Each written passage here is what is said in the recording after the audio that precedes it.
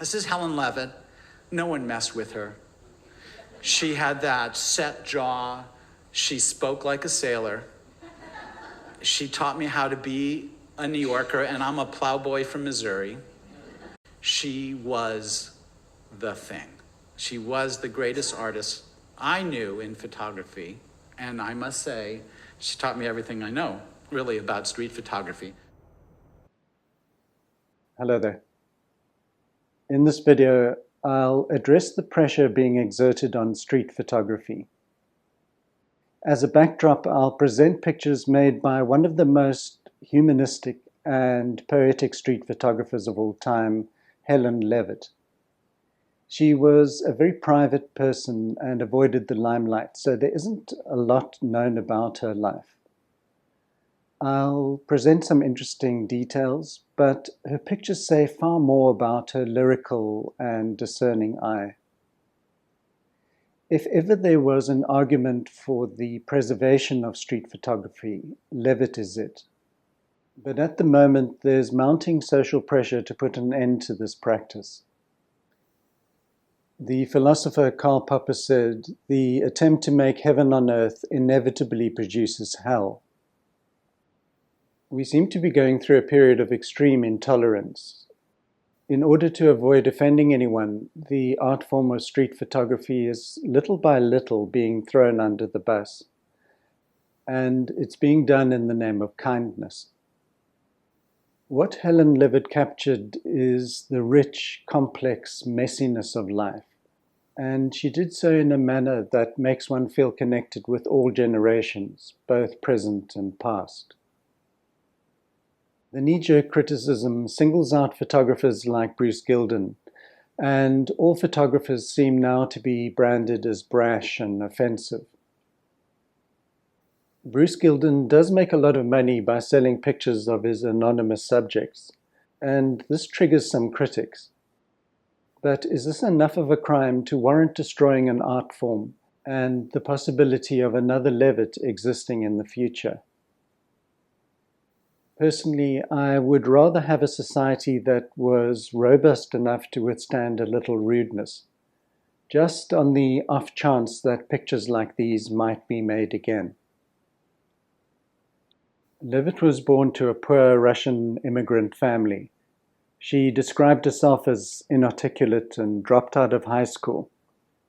She wanted to be an artist but couldn't draw, so her future didn't look very promising. In 1931, at the age of 18, she found a job working for a portrait photographer in the Bronx. It wasn't a very glamorous position. She was mostly printing and retouching portraits. But she learnt darkroom skills and began to recognize the potential of photography. Eventually, she bought herself a second-hand Voigtlander. And after seeing the works of French photographer Henri Cartier-Bresson, she was inspired to buy a Leica and began seeking out lyrical moments of day-to-day life in Harlem, Brooklyn, and the Lower East Side. Levitt didn't photograph in order to inform. Her pictures aren't presenting an argument or a position, so there was never a need for captions. She saw the city as a stage and sought out form, rhythm, gesture, accident, and ambiguity. Her interests were more aligned with surrealism and modernist painting than they were with journalism. Part of the wider discussion around the ethics of street photography becomes confused because the practice is often considered to be a subcategory of photojournalism. Impartiality and objectivity were at one time the pillars of journalistic ethics, but street photography is more of a subjective art form, which reflects the personality and intentions of the photographer as much as it characterizes the subject. For example, Bruce Gilden's pictures are extremely revealing about him as a person.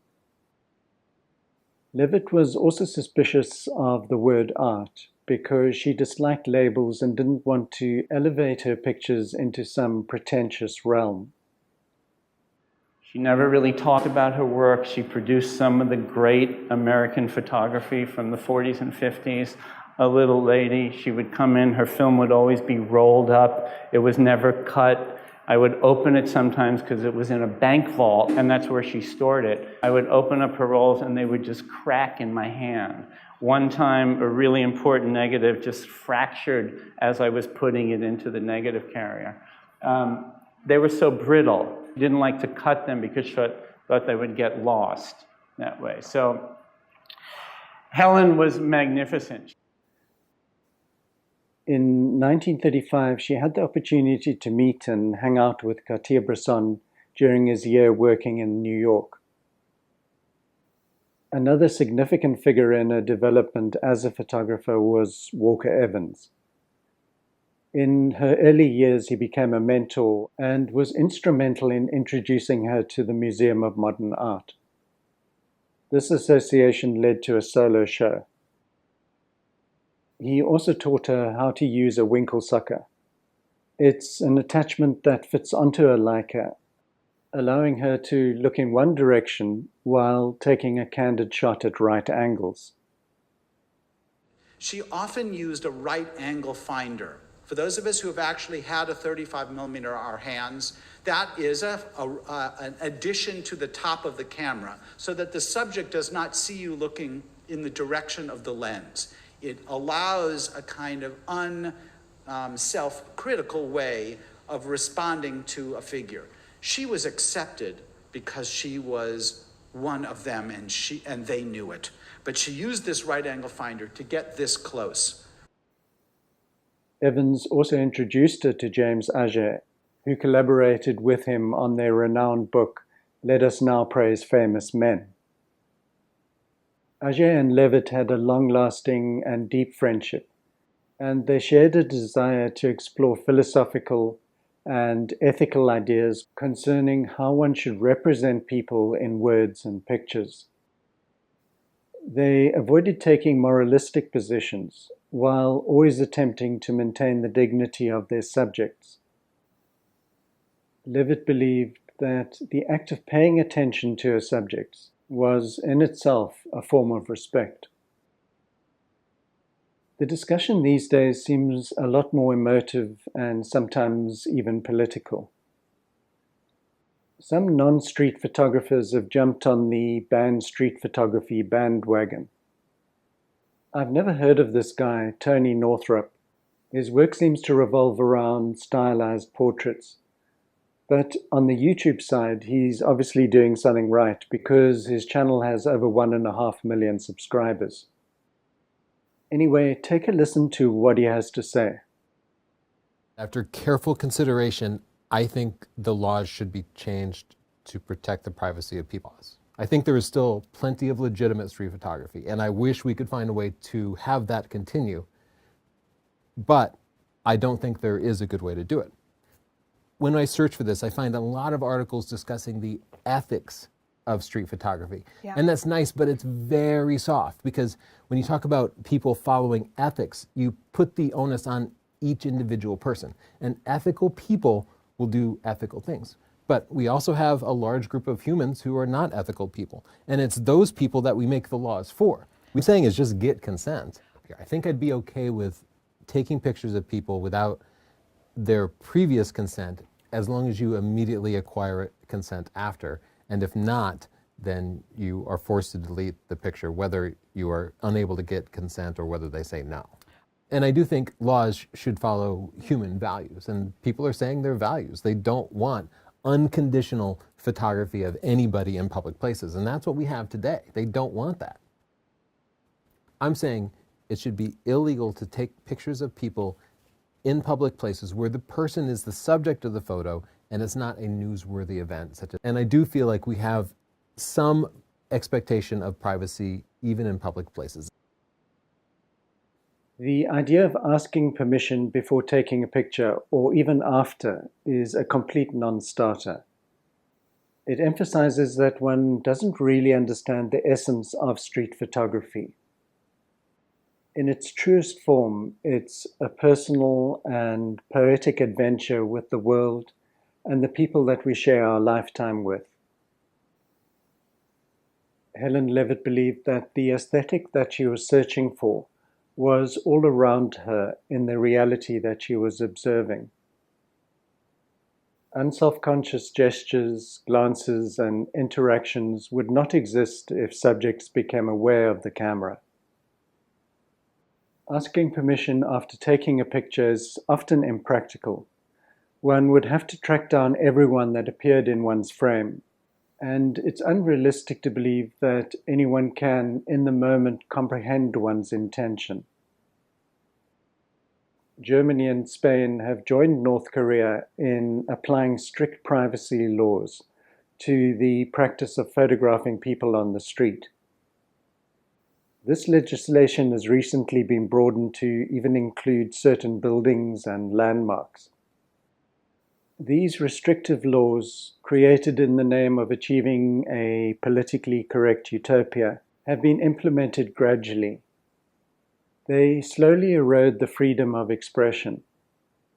The right to look and record has up until recently been fundamental to a free society. Critics argue that street photography often privileges the photographer's voice over the subject's dignity. Gary Winogrand believed that ethics and morality were irrelevant to the act of seeing and photographing. He famously said, "Photography is not about the thing photographed. It is about how that thing looks photographed." In the age of cell phones and pervasive video surveillance systems, privacy and obscurity have become a thing of the past. I think there's a little bit of gaslighting in play when street photography is singled out as the primary villain. We are being told, don't look at us monitoring every single thing that you do. Rather focus your attention on these few naughty street photographers intruding on your privacy. When I look at Levitt's images, there's something really comforting and inclusionary about them. One gets a sense that we are part of a larger family, muddling along through life in an imperfect manner.